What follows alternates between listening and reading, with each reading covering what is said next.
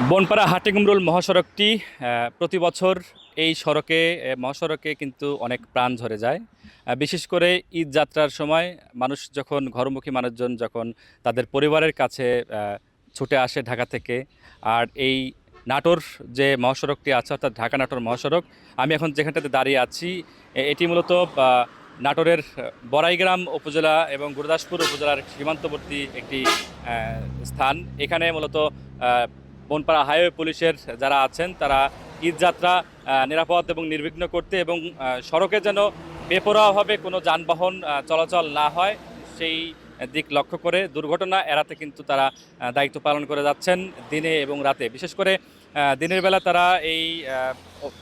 তারা এই স্থানটিতে কিন্তু সহ বিভিন্ন স্থানে তারা এই গাড়ির যেন হাই স্পিড এবং অতিরিক্ত গতিতে যেন যানবাহন যেগুলো আছে সেগুলো যেন চলাচল করতে না পারে মহাসড়কে এবং দুর্ঘটনা যেন কোনোভাবেই না হয় সে বিষয়ে কিন্তু হাইওয়ে পুলিশ ব্যাপক সজাগ ভূমিকায় রয়েছে বলে আমাদেরকে জানিয়েছেন হাইওয়ে পুলিশের ওসি সহ যারা দায়িত্বপ্রাপ্ত কর্মকর্তারা আছেন তারা।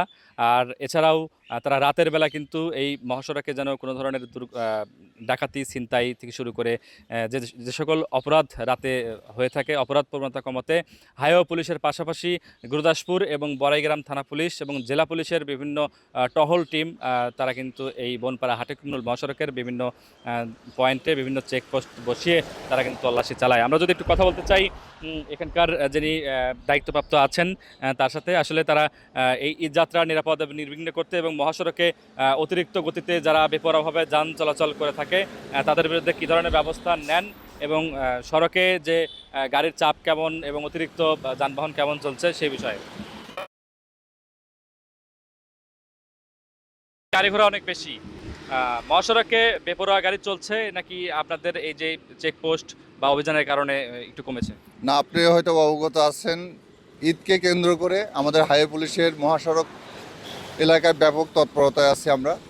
আমাদের টহল দল এবং হুন্ডা মোবাইল এবং চেকপোস্ট 3 স্তরে আমাদের ডিউটি পরিচালিত হচ্ছে এবং আমাদের হাইওয়ে হেডকোয়ার্টার থেকে যে নির্দেশনা প্রতিনিয়ত আমরা পাচ্ছি সেই হিসেবে আমাদের এই মহাসড়কে ডিউটি পরিচালনা করা হচ্ছে এবং গতবারের তুলনায় এবারে রাস্তার শৃঙ্খলা এবং এই রাস্তার দুর্ঘটনা সব কিছুই কম, জিরো বলা যাবে না, তবে গতবারের তুলনায় অনেক কম। সেক্ষেত্রে ঘরমুখী মানুষ খুব নির্বিঘ্নে এবং খুব সুন্দরভাবে তারা নাড়ির টানে বাড়ি ফিরতে পারতেছে। এটা আমাদের জন্য ভালো, খুবই একটা সুখকর বিষয় যেন মানুষ নির্বিঘ্নে এবং মানে নিরাপত্তা মধ্য দিয়ে যেন তারা বাড়িতে আসতে পারে, তারা ঈদ করতে পারে।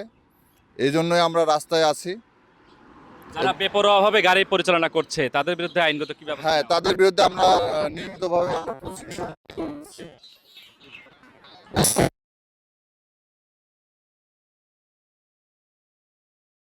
যেন তারা অতিরিক্ত গতিতে গাড়ি না চালায়। এবং আপনারা লক্ষ্য করবেন যে অনেক সময় ট্রাকে আমাদের নিম্ন আয়ের লোকজন বাড়ি ফেরার চেষ্টা করে এবং তারা অনেকেই ফেরার চেষ্টা করতেছে। আমরা তাদেরকে গাড়িগুলো থামানোর চেষ্টা করতেছি এবং তাদেরকে আমরা বোঝানোর চেষ্টা করতেছি যেন তারা এইভাবে ঘরে বাড়িতে না আসার চেষ্টা করে। তারা একটু সময় নিয়ে হলে বাসে যেন আসে, কারণ আপনি জানেন যে একটি দুর্ঘটনা সারা জীবনের কারণ এবং ওই পরিবারের জন্য একটা বড় ক্ষতির কারণ। ধন্যবাদ। আমরা কথা বলছিলাম এখানকার দায়িত্বপ্রাপ্ত কর্মকর্তা আলমগীর হোসেনের সাথে। মূলত এই ঈদযাত্রাকে একদম নিরাপদ ও নির্বিঘ্ন করতে মহাসড়কে যেন কোনোভাবেই বেপরোয়াভাবে গাড়ি কোনো ধরনের যানবাহন না চালায় এবং দুর্ঘটনা রোধে তারা ব্যাপক কার্যকরী ভূমিকা পালন করছেন। এছাড়াও রাতে কিন্তু তারা টহল পরিচালনা করছেন।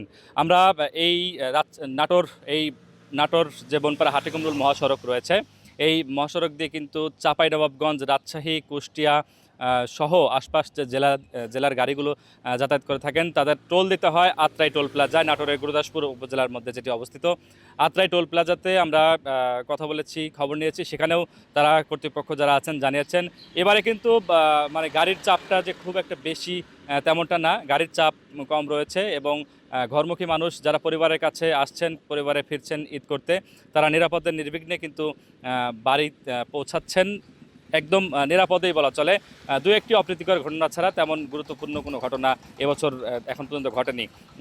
এই বনপাড়া হাটিকুমরুল মহাসড়কের প্রতি বছরে কিন্তু নিহতের সংখ্যা আমরা দেখতে পাই অনেক, তবে এখন পর্যন্ত তেমন উল্লেখযোগ্য কোনো নিহতর এক দুর্ঘটনা ঘটেনি।